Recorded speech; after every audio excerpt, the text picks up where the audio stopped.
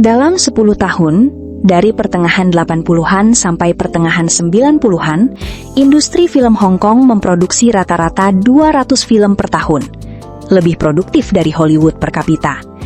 Dan dari ratusan aktris yang datang dan pergi, hanya 4 nama yang mendapat gelar paling bergengsi. Si Tahwatan, 4 bunga sinema Hong Kong. Bukan karena mereka yang paling cantik, bukan karena mereka yang paling banyak filmnya, tapi karena masing-masing dari mereka meninggalkan sesuatu yang tidak bisa digantikan. Mereka adalah Wang Zuxian atau Joey Wong, Zhang Manyu atau Maggie Cheng, Quan Zilin atau Rosamund Kwan, Chung Chu-hong atau Cherry Chung.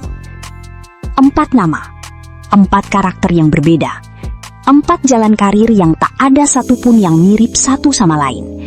Dan hari ini, kita akan membahas keempatnya, perjalanan mereka, pencapaian mereka, dan satu pertanyaan yang sudah lama menggantung di benak para penggemar film Mandarin.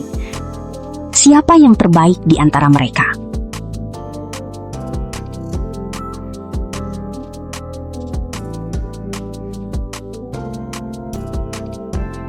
Kita mulai dari yang tertua di antara keempat bunga ini, Sherry Chung Chor-hung, lahir 16 Februari 1960 di Hong Kong. Orang-orang menyebutnya dengan satu julukan yang sangat pas, Marilyn Monroe dari Hong Kong. Dan memang bukan tanpa alasan. Sherry masuk ke industri hiburan lewat jalur yang sudah sangat familiar di Hong Kong kala itu, kontes kecantikan. Tahun 1979, ia ikut Miss Hong Kong dan finish di posisi keempat. Tapi bagi sutradara Johnny Tu, yang nantinya jadi salah satu nama terbesar di sinema Hong Kong, penampilan Sherry di panggung itu sudah cukup untuk membuatnya langsung menawarkan peran utama di film perdananya, The Enigmatic Case, tahun 1980. Dari sana, karir Cherry meledak. Sepanjang dekade 1980-an, ia tampil di lebih dari 50 film. Ia menjadi pasangan layar yang sempurna bagi Chow Yun-fat di berbagai film, termasuk An Autumn's Tale tahun 1987. Sebuah romansa yang bahkan sampai sekarang masih dikenang sebagai salah satu film cinta terbaik yang pernah dibuat dalam bahasa Kanton. Perannya sebagai Jennifer di film itu mendapat nominasi Best Actress di Hong Kong Film Awards dan Golden Horse Awards. Ia juga tampil dalam Peking Opera Blues 1986, sebuah film aksi komedi yang kini dianggap sebagai mahakarya sinema Hong Kong. Tapi yang membuat kisah Cherry Chung begitu menarik bukan hanya soal filmnya, tapi soal keputusannya. Tahun 1991, Cherry baru saja selesai syuting Once a Thief arahan John Woo. Ia berada di puncak karir, muda, cantik, dicintai publik. Dan ia memilih berhenti. Di usia 31 tahun, di titik tertinggi karirnya, Cherry Chung meninggalkan dunia hiburan untuk menikah dan menjalani kehidupan pribadi yang ia pilih sendiri.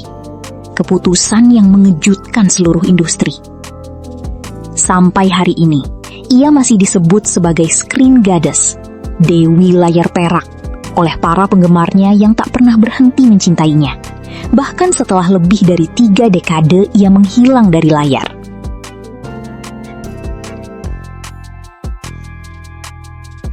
Kalau Cherry Chung adalah simbol kecantikan feminin yang lembut dan hangat, maka Rosamund Kwan hadir dengan image yang berbeda. Elegan, berkelas, dan punya darah seni yang mengalir dari keluarganya sendiri. Rosamund Kwan Chilam lahir 24 September 1962. Dan berbeda dari 3 rekannya yang masuk industri lewat kontes kecantikan atau penemuan tak terduga, Rosamund adalah anak dari 2 bintang besar Shaw Brothers Studio. Ayahnya, Kwan Shan, adalah aktor terkemuka. Ibunya, Zhang Bingqian, juga seorang aktris. Ia lahir dan besar di lingkungan sinema. Tapi bukan berarti jalannya mudah. Di awal karirnya di tahun 80-an, Rosamund sering mendapat peran yang terbatas. Wajah cantik sebagai pelengkap cerita. Ia muncul bersama Jackie Chan di Project A Part 2 dan Armor of God, bersama Sammo Hung di Twinkle Twinkle Lucky Stars. Peran-peran yang menonjolkan kecantikannya, tapi belum benar-benar membiarkannya berakting sepenuh hati. Semua itu berubah di tahun 1991. Tsui Hark, salah satu sutradara paling visioner di Hong Kong, memilihnya untuk memerankan karakter yang akan mendefinisikan seluruh karirnya, Bibi ke-13 atau 13th Aunt, dalam film Once Upon a Time in China bersama Jet Li. Karakter ini bukan sekedar love interest. Bibi ke-13 adalah perempuan modern di era Tiongkok kolonial, terdidik, punya pendapat, berani menghadapi tradisi. Dan Rosamund membawakannya dengan sempurna, sampai-sampai ia memainkan karakter yang sama di 4 sequel berikutnya. Ia juga menjadi pasangan layar Andy Lau di beberapa film drama, termasuk Casino Raiders, kolaborasi yang melahirkan chemistry yang dicintai jutaan penonton. Rosamund pensiun dari akting secara resmi tahun 2007, setelah lebih dari 25 tahun berkarir dan membintangi lebih dari 60 film. Warisannya dalam perfilman Hong Kong tak perlu diragukan lagi.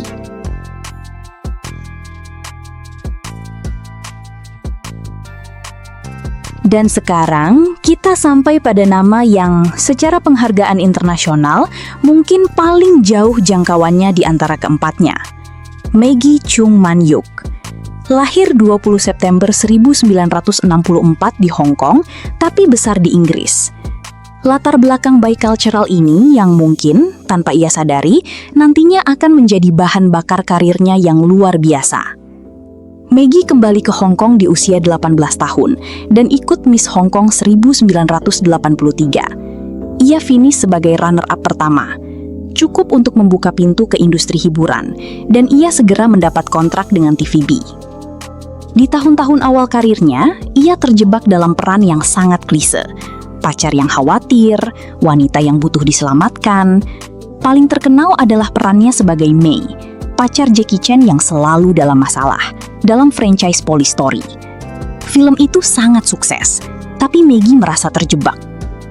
Lalu datanglah Wong Kar-wai. Kolaborasi Maggie Cheung dengan sutradara Wong Kar-wai adalah salah satu kemitraan kreatif paling berpengaruh dalam sejarah sinema Asia. Dimulai dari As Tears Go By 1988, lalu Days of Being Wild 1990, dan puncaknya In the Mood for Love 2000. In the Mood for Love bukan sekadar film. Ia adalah karya seni. Majalah Sight and Sound pada tahun 2022 menempatkannya di posisi kelima dalam daftar film terbaik sepanjang masa. Bukan terbaik film Asia, tapi terbaik di seluruh dunia. Dan peran Maggie Cheung di film itu, dengan gaun-gaun kipau yang berganti-ganti setiap adegan, dengan tatapan mata yang menyimpan 1000 kata tanpa perlu diucapkan, adalah salah satu penampilan akting terbesar dalam sejarah sinema. Tapi Maggie tidak berhenti di situ. Tahun 1992, untuk film Center Stage, di mana ia memerankan aktris bisu legendaris Ruan Lingyu, Maggie meraih Silver Bear untuk Best Actress di Berlin International Film Festival. Ia menjadi aktris Asia pertama yang mendapat penghargaan itu. Lalu, tahun 2004, untuk film Clean bersama sutradara Olivier Assayas, ia menang Best Actress di Festival Film Cannes, menjadikannya aktris Asia pertama yang memenangkan penghargaan akting di 2 dari 3 festival film terbesar di Eropa. Rekor-rekornya di Hong Kong sendiri pun luar biasa. 5 kali menang Best Actress di Hong Kong Film Awards, memegang rekor terbanyak di kategori tersebut hingga hari ini. Dan seperti beberapa rekannya, Maggie juga memilih pensiun di puncak karir. Setelah menang Cannes, ia merasa sudah terpenuhi sebagai aktris dan perlahan mundur dari layar.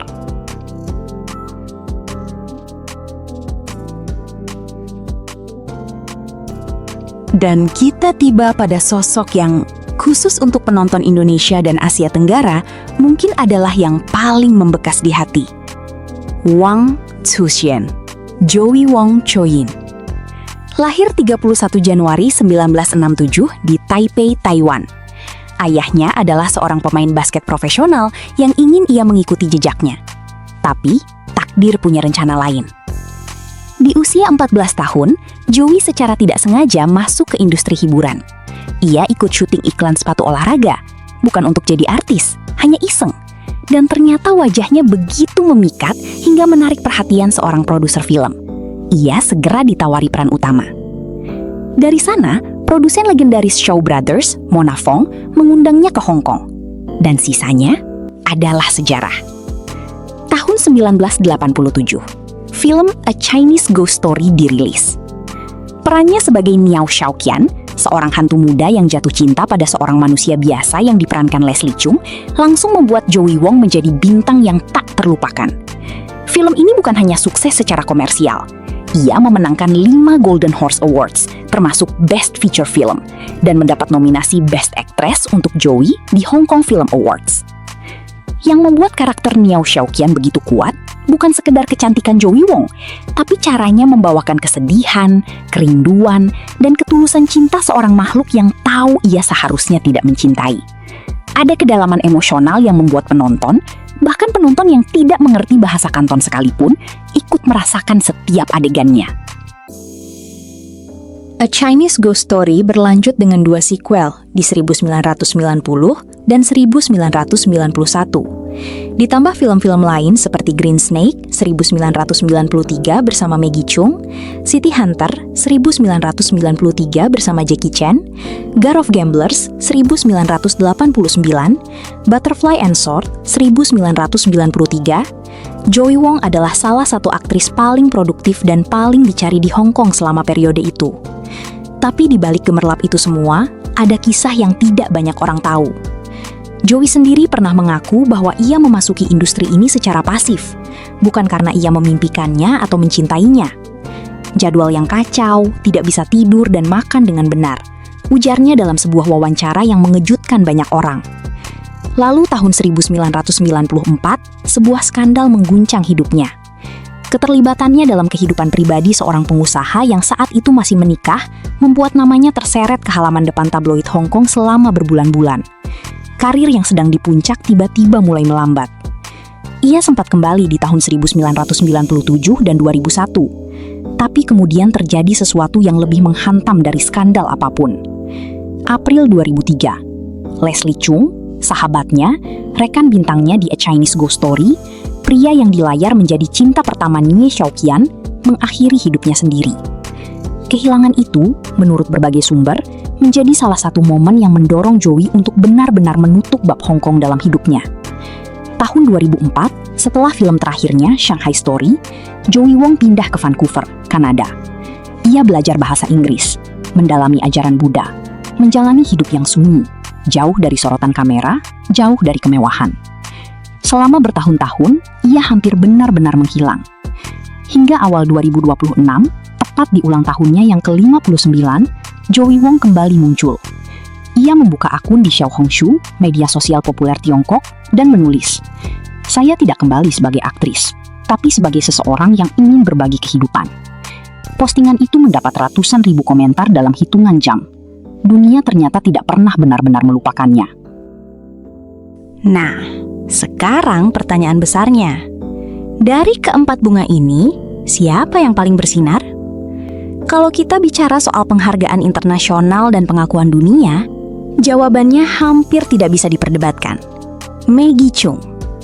Cannes, Berlin, Hong Kong Film Awards 5 kali.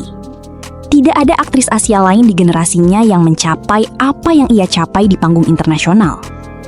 Ia adalah bukti bahwa sinema Hong Kong bisa berbicara kepada seluruh dunia. Kalau kita bicara soal daya tahan dan ikonisitas karakter, Rosamund Kwan punya argumen kuat. Bibi ke-13 bukan sekedar peran. Ia adalah karakter yang mewakili perempuan Asia modern di era transisi. Peran yang masih relevan dibicarakan puluhan tahun kemudian. Kalau kita bicara soal keberanian untuk pergi di puncak, Sherry Chung adalah teladan langka. Meninggalkan segalanya di usia 31 bukan karena terpaksa, tapi karena memilih. Ada martabat yang luar biasa dalam keputusan itu.